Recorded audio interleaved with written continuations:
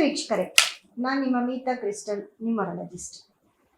ನೋಡಿ, ಡಿಸೆಂಬರ್ ತಿಂಗಳು ಅಂದರೆ ವರ್ಷದ ಕೊನೆಯ ತಿಂಗಳು ಡಿಸೆಂಬರ್ ತಿಂಗಳಾಗಿರುತ್ತೆ. ಇದೇ ತಿಂಗಳಲ್ಲಿ ಕೆಲವೊಂದು ಗ್ರಹಗಳ ಬದಲಾವಣೆ ಆಗೋದ್ರಿಂದ ಯಾವ ಯಾವ ರಾಶಿಗೆ ಹೇಗಿರುತ್ತೆ 12 ರಾಶಿಗಳ ಫಲಾನುಫಲಗಳನ್ನ ಹೇಳ್ತಾ ಹೋಗ್ತೀನಿ. ಮತ್ತೆ ಅದಕ್ಕೆ ನೀವು ಯಾವ ರೀತಿ ಪರಿಹಾರ ಮಾಡ್ಕೊಳ್ಬೇಕು ಅನ್ನೋದು ಕೂಡ ಹೇಳ್ತಾ ಹೋಗ್ತೀನಿ. ವೃಷಭ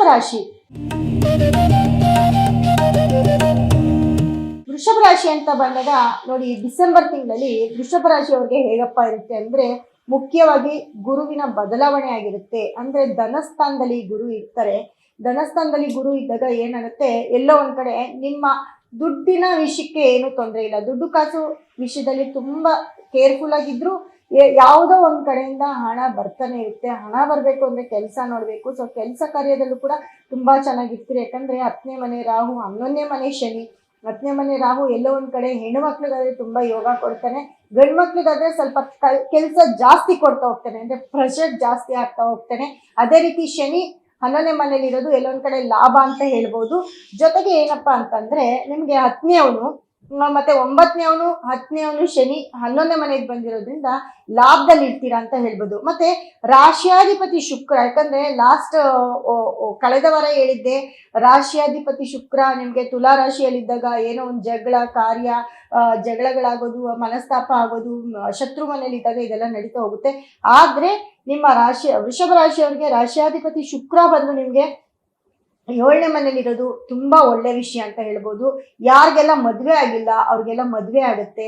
ಮತ್ತೆ ಯಾರೆಲ್ಲ ಇಷ್ಟು ದಿನ ಹುಡುಕ್ತಾ ಇರ್ತೀರಾ ಗಂಡು ಹೆಣ್ಣು, ತುಂಬಾ ಲೇಟ್ ಮ್ಯಾರೇಜ್ ಯಾರಿರ್ತೀರಾ, ಒಂದು 30 ಇಯರ್ಸ್ 30 ವರ್ಷ ಆದ್ರೂ ಮದ್ವೆ ಆಗಿಲ್ಲ, 32 ವರ್ಷ ಆದ್ರೂ ಮದ್ವೆ ಆಗಿಲ್ಲ, ವೃಷಭ ರಾಶಿಯವರು ಖಂಡಿತವಾಗ್ಲೂ ಈ ಒಂದು ತಿಂಗಳಲ್ಲಿ ನೀವು ಮದುವೆ ಕಾರ್ಯಗಳೇನಾದ್ರೂ ಇದ್ರೆ ಖಂಡಿತ ನಿಮ್ಗೆ ತುಂಬಾ ಚೆನ್ನಾಗಾಗುತ್ತೆ.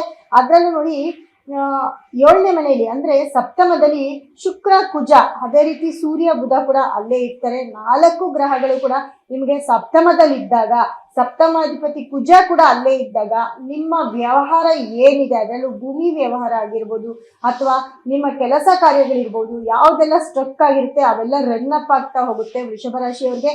ಜೊತೆಗೆ ನಿಮ್ಮ ಮನೆಯಲ್ಲಿ ತುಂಬಾ ನಿಮ್ಗೆ ಬೇಕಾಗಿರೋ ಅಂಥವ್ರಿಂದ ನಿಮ್ಗೆ ಎಲ್ಲೋ ಒಂದ್ ಕಡೆ ಸಹಾಯ ಆಗೋದು, ಅಥವಾ ಎಲ್ಲೋ ಒಂದ್ ಕಡೆ ಧನ ಸಹಾಯ ಆಗೋದು, ಅಥವಾ ನೀವೆಲ್ಲೋ ಒಂದ್ ಕಡೆ ಸಿಕ್ಕಾಕೊಂಡಿರ್ತೀರಾ, ಅಲ್ಲಿ ಸಿಕ್ಕಾಕೊಂಡಿರೋ ಅಂತ ಒಂದು ಟೈಮಲ್ಲಿ ಎಲ್ಲೋ ಒಂದ್ ಕಡೆ ನಿಮ್ಗೆ ಯಾರಾದ್ರೂ ಬಂದು ನಿಮ್ಗೆ ಸಹಾಯ ಮಾಡೋದು. ಯಾಕಂದ್ರೆ 2ನೇ ಮನೆ ಅಧಿಪತಿ ಬುಧ ಕೂಡ ನಿಮ್ಗೆ ಸಪ್ತಮದಲ್ಲಿರ್ತಾರೆ. ಹಾಗಾಗಿ ತುಂಬಾ ಪಾರ್ಟ್ನರ್ಶಿಪ್ ಅಲ್ಲಿ ಏನಾದ್ರು ಕೆಲಸ ಮಾಡ್ತಾ ಇದ್ರೆ, ಪಾರ್ಟ್ನರ್ಶಿಪ್ ಅಲ್ಲಿ ಇದ್ರೆ ಅವ್ರ ಕಡೆಯಿಂದ ನಿಮ್ಗೆ ತುಂಬಾ ಲಾಭ ಬರೋದಾಗಿರ್ಬೋದು, ಅಥವಾ ನೀವ್ ಯಾರನ್ನಾದ್ರೂ ಇಷ್ಟಪಟ್ಟಿದ್ರೆ ಅವ್ರನ್ನ ಮದುವೆ ಆಗೋದಾಗಿರ್ಬೋದು, ಮತ್ತೆ ಯಾರಾದ್ರೂ ಹೊಸ ಫ್ರೆಂಡ್ಸ್ ಕೂಡ ನಿಮ್ಗೆ ಮೀಟ್ ಆಗೋದಾಗಿರ್ಬೋದು, ಇದೆಲ್ಲ ಕೂಡ ಆಗ್ತಾ ಹೋಗುತ್ತೆ ವೃಷಭ ರಾಶಿಯವ್ರಿಗೆ. ಯಾರಾದ್ರೂ ಹೊಸಬ್ರು ಸಿಕ್ಕೋದು ನಿಮ್ ಲೈಫ್ ಅಲ್ಲಿ, ಅಥವಾ ನೀವು ಯಾರಾದ್ರೂ ನೋಡಿ, ಕೆಲವರೆಲ್ಲ ವೃಷಭ ರಾಶಿಯಲ್ಲಿ ತುಂಬಾ ದುಡ್ಡಿನ ಬಗ್ಗೆನೇ ಯೋಚನೆ ಮಾಡ್ತಿರ್ತಾರೆ, ಕೆಲ್ಸದ ಬಗ್ಗೆ ಯೋಚನೆ ಮಾಡ್ತಿರ್ತಾರೆ, ಆದ್ರೆ ಅವರ ಬಗ್ಗೆ ಅವರು ಯೋಚನೆ ಮಾಡ್ಕೊಳ್ಳೋದು ಕಮ್ಮಿ ಆಗಿರುತ್ತೆ.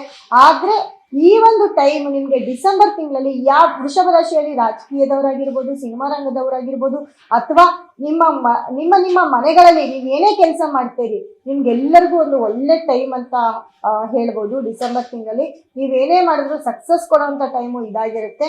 ಮುಖ್ಯವಾಗಿ ನಿಮ್ಮಲ್ಲಿ ಗೌರ್ಮೆಂಟ್ ಜಾಬಲ್ಲಿ ಯಾರೆಲ್ಲ ಇರ್ತೀರಾ ಅವ್ರಿಗೆ, ಗೌರ್ಮೆಂಟ್ ಜಾಬಲ್ಲಿ ಇರೋರಿಗೆ ತುಂಬಾ ಅನುಕೂಲಕರವಾದ ಒಂದು ತಿಂಗಳಾಗಿರುತ್ತೆ. ಈ ತಿಂಗಳಲ್ಲಿ ನಿಮ್ಮ ಕೆಲಸ ಬದಲಾವಣೆ ಆಗೋದು, ನಿಮ್ಮ ಕೆಲಸದಿಂದ ನಿಮ್ಗೆ ಪ್ರಮೋಷನ್ ಸಿಕ್ಕೋದು, ಅಥವಾ ನಿಮ್ಮ ಮನೆಯಲ್ಲಿ ಮನೆ ತಗೊಳ್ಳೋದು, ಮನೆ ಕಟ್ಟೋದು, ಅಥವಾ ವೆಹಿಕಲ್ ತಗೊಳ್ಳೋದು, ಇವೆಲ್ಲವೂ ಕೂಡ ಆಗುತ್ತೆ ವೃಷಭ ರಾಶಿಯವರಿಗೆ.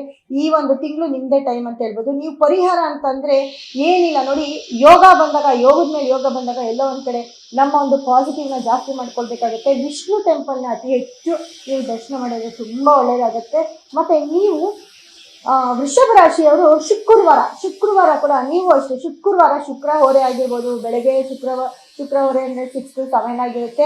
ಅಥವಾ ಪ್ರತಿ ಶುಕ್ರವಾರ ನೀವು ಎಲ್ಲೋ ವಿಷ್ಣುವಿನ ಟೆಂಪಲ್ನ ವಿಸಿಟ್ ಮಾಡೋದು, ಮನೆಯಲ್ಲಿ ಅತಿ ಹೆಚ್ಚು ತುಳಸಿಯನ್ನ ಯೂಸ್ ಮಾಡೋದು, ಜೊತೆಗೆ ನಿಮ್ಮ ಮನೆಯಲ್ಲಿ ಶುಕ್ರವಾರ ಎಲ್ಲೋ ಒಂದ್ ಕಡೆ ಮೊಸರನ್ನವನ್ನ ಮಾಡಿ ನೈವೇದ್ಯ ಇಟ್ಟು ನೀವು ತಿನ್ನೋದಾಗಿರ್ಬೋದು, ಅಥವಾ ಯಾರಿಗಾದ್ರೂ ಕೊಡೋದಾಗಿರ್ಬೋದು, ಇದನ್ನ ಮಾಡ್ಕೊಬಂದ್ರೆ ತುಂಬಾ ಪಾಸಿಟಿವ್ ಆಗುತ್ತೆ ವೃಷಭ ರಾಶಿಯವರಿಗೆ.